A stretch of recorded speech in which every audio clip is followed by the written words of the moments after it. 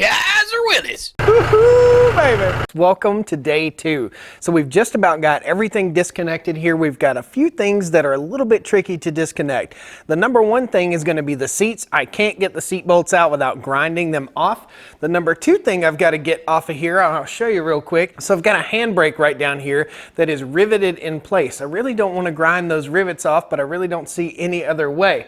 So we've got to grind off basically 4 bolts on the backs of the seats. These are not factory seat brackets. In other words, you can see these brackets, they were custom made at some point, probably during the 70s or the 80s, so that these seats would fit in it. I'm not sure if these are the original seats. I know they're not the original seat covers, but underneath may be an original seat frame. Now, a seat frame for this thing costs somewhere in the neighborhood of 300 bucks. I don't want to fool with that. The guy that we're building this for, the High Bar Homestead, they said they're okay with these seats. We're just going to take them, we're going to have them recovered with something pretty cool and go from there. So we've got a little bit more, a few loose ends to tie up, got to label some wires, and then we're going to take the tractor. I'll show you real quick. So we've got the pallet forks on the tractor right here. We just got done fueling it up, and we're going to back the Jeep. The whole plan here, now this is the plan, is we're going to back the Jeep up to the door right here, and maybe even back it all the way up till it drops into the gravel. I hope it doesn't drop in the gravel, but what we need to do is go underneath there. I'm going to put some straps, some ratchet straps around the body, because I don't have anybody down here on the farm to help me, but I'm going to ratchet strap around the body, slide the pallet forks in there, basically set it down, strap it up, lift up the body, and as I lift the body, there has to be a little bit of finagling to do here. Got the air quotes going today. So the finagling that we have to do is the gear shifters. I don't want to go under there and unbolt all that stuff. So when we go out, we're going to have to go up, the body will have to go forward, or the frame will have to go forward, up, forward, so that we can get the angle of the shifters. Now, we ordered new shift knobs for these things. They just basically press on. It's a very, very simplistic vehicle. It probably took me a total, with learning, it took me a total of about 6 hours to get everything loose. Most of the bolts that hold the body to the frame, when I went to turn them, they just snapped off. This thing's 70 years old. It is Rochi El Rocho rusted. A lot of folks on the last video were really wanting me to keep this original body. Guys, when I get this thing up off here, you'll understand, and I'm going to take you around the body as soon as we get done and show you it's not good. I'm telling you, there may be this much 3 square feet of good sheet metal on this thing. The rest of it is not good. It's had a rough life. It's not good. This from Kaiser Willys is good. It's just a smart thing to do.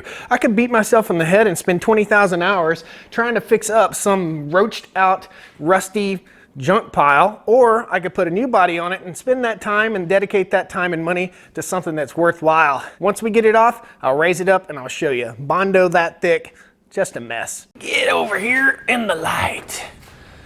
There you are, buddy. Bought this grinder when I was 20 or 21 years old. Awesome. That tells you something about a quality tool. Let's grind, baby. Woohoo!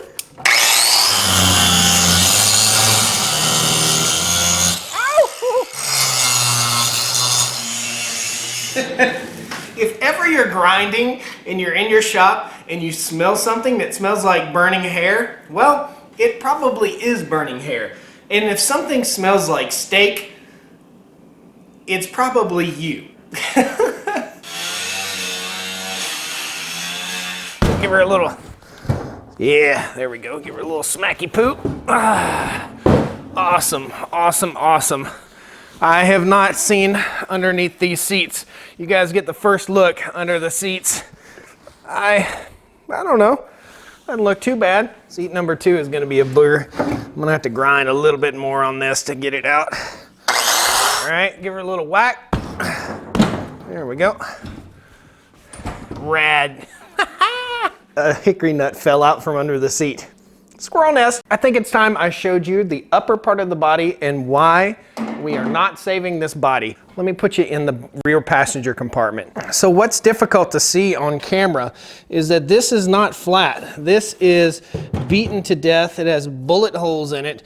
This is just beaten to death where You can see it's like concave right there. You can see where there was a river of oil in there. It's just been beaten all to pieces. This is a custom bracket that was fabricated in there because the body would no longer hold the seats, and that was 30 plus years ago. So this is a compartment, but you can see it won't open anymore. It's been tack welded shut, and if you look in here, this is all gone. It's just gone. It's full of body filler and gross nastiness. If we get a little bit further underneath here, you can see Bondo. So there's Bondo right here. Watch. Look at that. Okay? That is completely gone. It's just been covered up with body filler. A lot of folks have been saying, man, save that old body. Oh man, people will want stuff off of that. If you don't agree that this thing is garbage, post a comment down there, or you can come and buy it. I'll sell it to you for 500 bucks. It's not worth 500 bucks. It's not worth, it's only scrap. It's just scrap. I'll tell you what's not scrap: the grill and the headlights. We're gonna take that 52 Willys and make some awesome man cave art with it. Rad. All right guys, I just got educated the hard way. So the brake handle looks like it's held in with a rivet that goes all the way through, but actually it's two tiny little rivets that are knocked into here or pressed into the handle portion. So I ground one of them off to try and knock it all the way through, and it wasn't knocking all the way through, so I got a hold of this one on the other side with a pair of pliers and just wiggled it, and it pulled right out. So it kind of goes in and turns in. I would have never expected that. So now I'm forced to hit it with a punch, and hopefully I can punch it in far enough that I can get that handle off. Better luck next time. We learn a lot. I've got my eye on another Willys too. I found another Willys in my local county here. Who knows? Maybe a little bit better, a little easier project than this. Yeah, there she goes. Maybe. Always learning. Every day. Hope you guys are learning from my mistakes if you're working on your own Jeep project. Oh yeah, it looks like it's threaded on there. These little speed bumps along the way are a royal pain in the butt. Now I've still got to somehow get that pin out of that shaft because I've got to have it to put a new one on. All right, let's let go. Cool. Underneath here, there's a bracket. I've got to unbolt that bracket. And we should be good to go. Pull the body. Before I set this body out in the weather and let the rain hit that steering shaft, and basically the steering wheel is a, I guess you call it a worm gear. I don't want that to get rusty and nasty, so I ordered a new steering shaft and a new steering, the sleeve that the shaft rides in. I guess you call it the steering column. I just want to take a look at this and make sure I'm not gonna mess up that. That's what it is. So this is the worm gear, and it's pretty much trashed on this piece here, and it's trashed on the other end where the steering wheel goes also. So just want to check and see, make sure I had this worm gear and I don't let important parts get all rusty and crusty before we set the body off. Old popcorn's final roll. New popcorn's in the corner over here. It's gonna be awesome. Let's pull this guy out the door. These rollers are super duper handy, guys. I actually reached out to a company in Ohio that makes some rollers like this for NASCAR cars, race cars, body shops, stuff like that. And they gave us a good deal on some that you just slip underneath the tire and you jack up. So we'll show you those in a future video as soon as they come in the mail. Let's roll this guy out till he hits the lip on the edge of the garage. Woo-hoo. Or till the Jeep falls off. Hope I don't do something stupid here. So the Jeep slipped off of its little roller right here. So that tire's flat, and they just don't work very good with flat tires. I think it's gonna sit in place. I'm gonna put some cinder blocks behind it, and I'm actually gonna roll it out the door just a little bit further because the pallet forks on the tractor are liable to hit the top of my shed.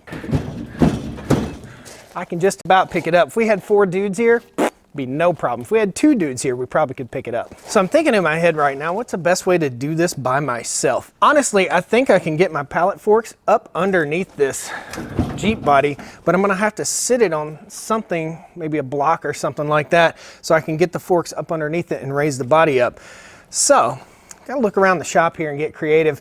Maybe I'll sit the Jeep body on, I don't know. I'm thinking here. Ideas. I know you guys want to leave some ideas. Post them down there. What should I have done after the fact? Yep, we're sticking with the original plan. I'm going to pull the forks up here and we're going to ratchet everything to it. Ratchet straps.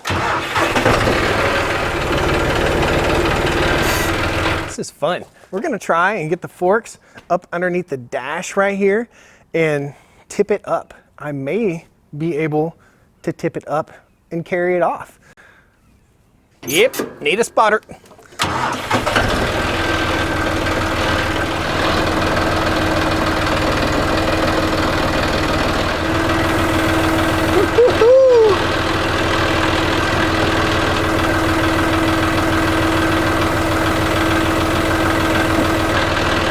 Here's the idea.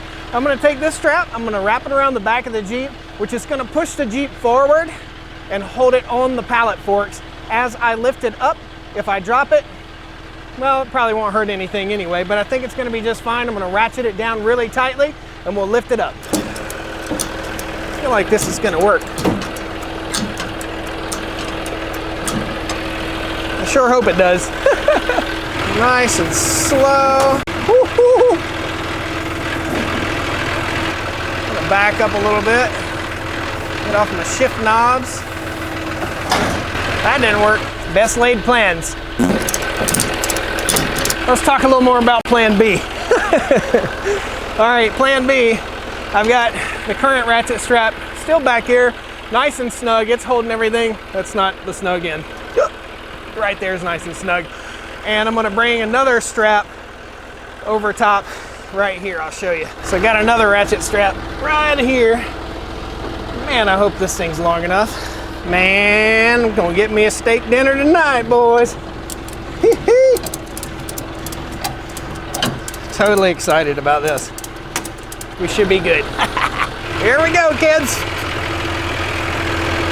Slow and easy.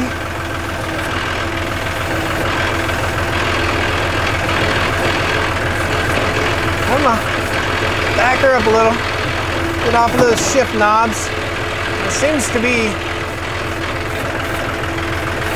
trying to twist a little bit. Oh, I think we got something still hung on the frame here. Oh, what we got? You are not gonna believe this. I ran the ratchet strap underneath the drive shaft. Duh. Oh man, take 2.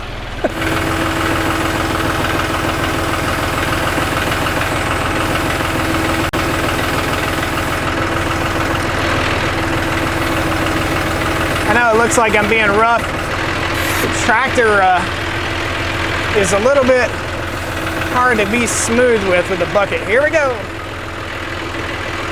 Wires are gonna be ripping off. Woo-hoo-hoo, baby. Awesome.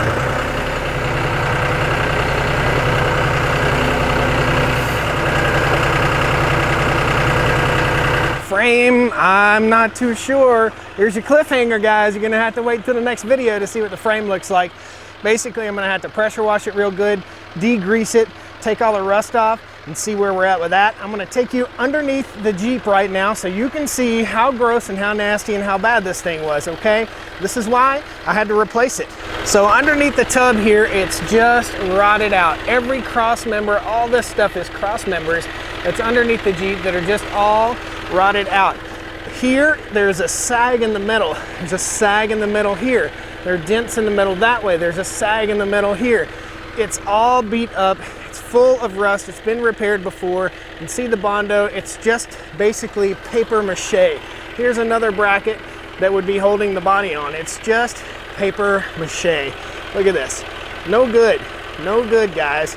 So that's why I'm replacing the body. It is just no good. And the gas tank, which is right under here, is totally full of rust. and it's got to come off, and I've got to replace it there. You can see here, guys, this is the floor. It's separated. These aren't the original floor pans. This is just roached out rusty nastiness. So where do we go from here? Well, the new body's got to get prepped and sanded. I've got about $2,000 worth of parts to order, more parts to order for the Jeep. When we get done, it's going to be so super awesome. And I've already got it sold, which is super cool. It's going to be a mascot for the High Bar Homestead out in Wyoming. Check it out, highbarhomestead.com. Good friend of mine owns that place, and I'm so happy I'll be able to visit the Jeep, so I'll get like full visitation privileges. Guys, thanks a lot for joining me here on the Stoney Ridge Farm today. I appreciate it. Come on back and see me. Pound that like button. If you're not subscribed to the channel, subscribe and hit the little bell icon. It'll notify you when I post a new video. Hopefully we'll have a video every Friday on the Jeep until we get it restored, and we've got our eyes out for the next fun project for the shop. All right? Woo! Land of the free and the Come on, baby. Get back into your house. Who I am, There we go. Awesome. It looks good, guys. Frame looks really good. A little dirty, though.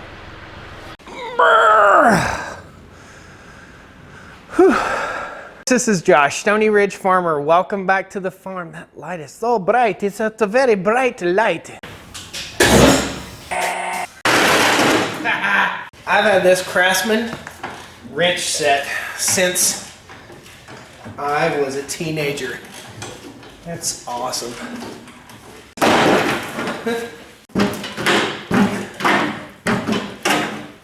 This seems really stupid, doesn't it? That was easy. Bye-bye. Oh, come on, bro. Come on, bro. I don't like you at all. I believe I can fly. I believe. Kaiser Willys.